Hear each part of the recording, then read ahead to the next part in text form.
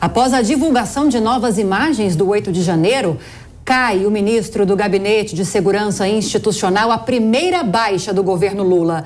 Vamos então diretamente para Brasília, que a Berenice Leite chega ao vivo com todos os detalhes desse caso para gente. Oi, Berenice, boa noite. Oi, Lívia, boa noite a você, ao Daniel, a todos que nos acompanham. E olha, são vários detalhes, 100 dias em um, foi tudo o que aconteceu ainda hoje à tarde. O general Gonçalves Dias pediu a exoneração do cargo de ministro do Gabinete de Segurança Institucional, responsável por fazer a segurança do Palácio do Planalto. Esse pedido de exoneração aconteceu após imagens que estavam sob sigilo terem sido divulgadas no dia de hoje. Inclusive, a Jovem Pan também teve acesso aí a essas imagens que mostram a atuação dos integrantes ali do GSI, inclusive o então ministro-chefe do GSI circulando ali no terceiro andar, né, próximo onde fica o gabinete do presidente da República, e nessas imagens isso ficou sendo durante todo o dia colocado em xeque a atuação do Gabinete de Segurança Institucional, né, tem imagens que mostram os manifestantes indicando a eles onde teria água. Nós podemos acompanhar aí durante todo o dia como repercutiu essas imagens. Inclusive, aqui na Câmara dos Deputados, justamente no dia de hoje, o ministro, então, né, Gonçalves Dias, teria que prestar esclarecimentos sobre a atuação do Gabinete de Segurança Institucional no dia 8 de janeiro. Mas em fator dessas imagens que vazaram, ele apresentou um atestado médico e acabou não comparecendo aqui nessa Comissão de Segurança Pública que convocou então o ministro.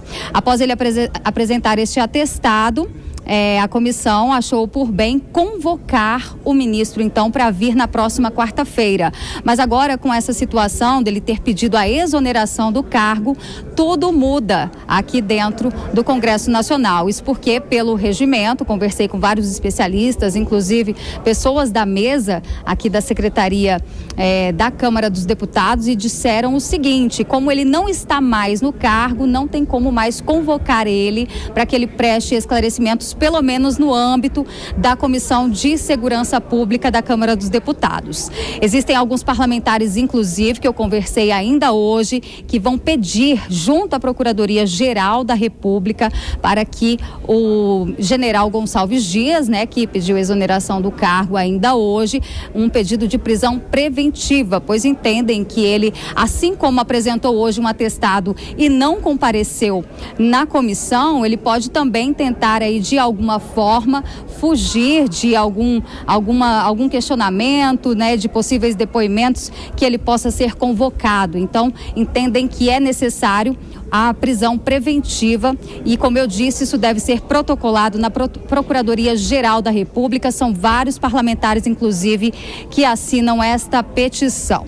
Bom, e por fim, a gente já tem a confirmação de quem fica no comando do GSI, pelo menos interinamente. A gente já conhece o nome dele, é Paulo Capelli. Para quem não se lembra, Paulo Capelli, ele é assessor no Ministério da Justiça, né, um dos principais homens de confiança do ministro Flávio Dino, e foi ele que coordenou durante o período em que o Distrito Federal estava sob intervenção federal. Quando o governador aqui do DF foi afastado, era ele que comandava a intervenção, então, a intervenção federal decretada pelo presidente Lula no mesmo dia da invasão.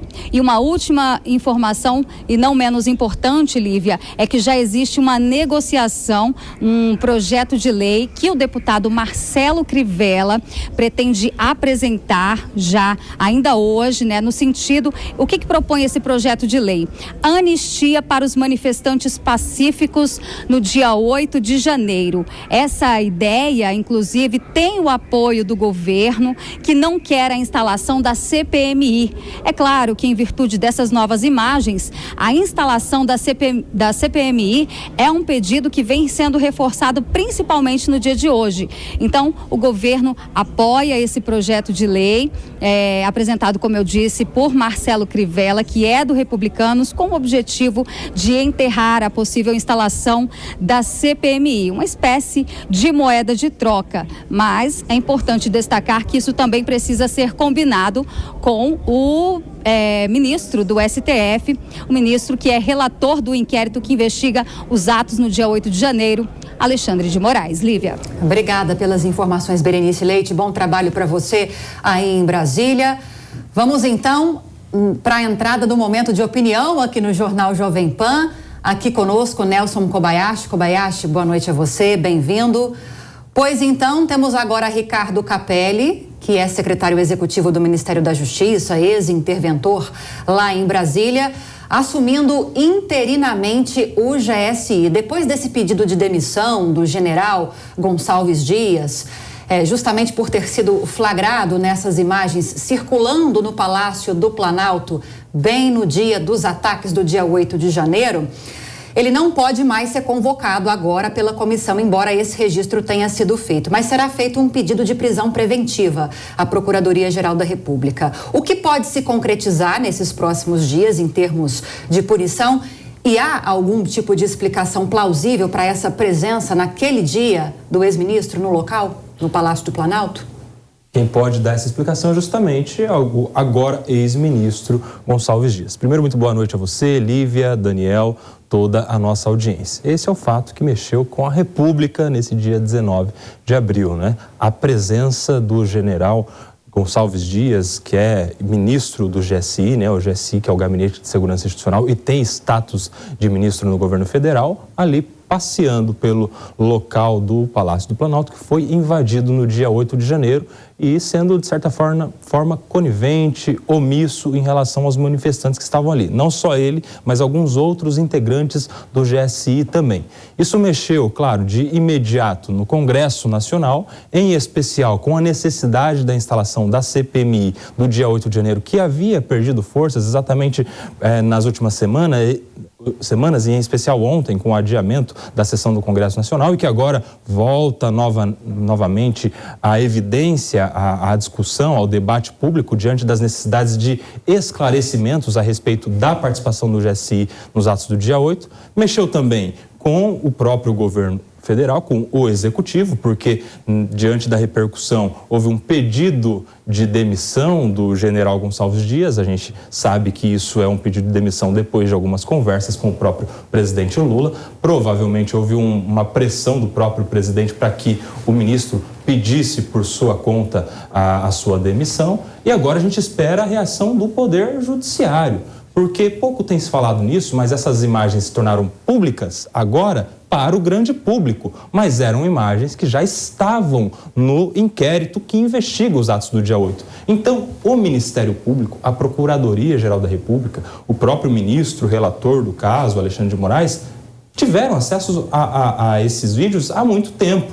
E agora a gente vê uma outra omissão, não só a omissão do GSI, mas uma omissão da própria Procuradoria-Geral da República. Por que é que até agora não foi dado a devida atenção, não foi dada a devida atenção a essas imagens que indicam omissão do GSI? Tudo isso precisa ser muito bem explicado. São cenas agora dos próximos capítulos, dos próximos dias, a gente vai acompanhar. Pois é, Nelson Kobayashi, e o novo comandante, ainda que de forma interina, Ricardo Capelli, se pronunciou nas redes sociais. Ele escreveu o seguinte: por determinação do presidente Lula, eu assumo interinamente o GSI com equilíbrio, firmeza e o compromisso de sempre com o Brasil. Agora, você falava justamente sobre o posicionamento do agora ex-ministro. Ele chegou a conceder uma entrevista a uma emissora de TV. Ele disse o seguinte, ele se justificou. Ele disse: eu entrei no palácio depois que o palácio foi invadido e estava retirando as pessoas para que houvesse a prisão no segundo pavimento. Claro que é muito estranho tudo isso, porque ele poderia ter dado justamente essa justificativa na sessão que ele não foi, e poderia não ter pedido demissão, não ter pedido afastamento. Bastaria se justificar, talvez, em uma coletiva de imprensa. Bem, queria que rapidamente se analisasse essa justificativa do ex-ministro e também as expectativas para essa gestão interina de Ricardo Capelli. Pois é, se ele não tem culpa alguma, não há por que pedir demissão. Aliás, não há por que nem se ausentar do do comparecimento que teria hoje ao Congresso Nacional para prestar esclarecimentos, né? Mas não é só essa a omissão. As imagens materializam a omissão do GSI, mas há muitos outros indícios de omissão do Poder Executivo neste caso. A gente teve notícia amplamente divulgada na imprensa de que às vésperas do dia 8 houve uma dispensa de uma parte do efetivo da Guarda Presidencial, né, do batalhão da Guarda Presidencial, que é vinculada ao Comando Militar do Planalto e que é vinculada também ao GSI. Tudo debaixo do mesmo guarda-chuva. A gente teve notícia de que a ABIN noticiou a 48 órgãos de segurança do governo federal, dentre os quais o GSI. Então, tudo isso entra no mesmo contexto agora que se materializa, se evidencia com as imagens. As imagens não são por si só um indício de omissão, elas complementam, elas são a cereja do bolo, vamos dizer assim,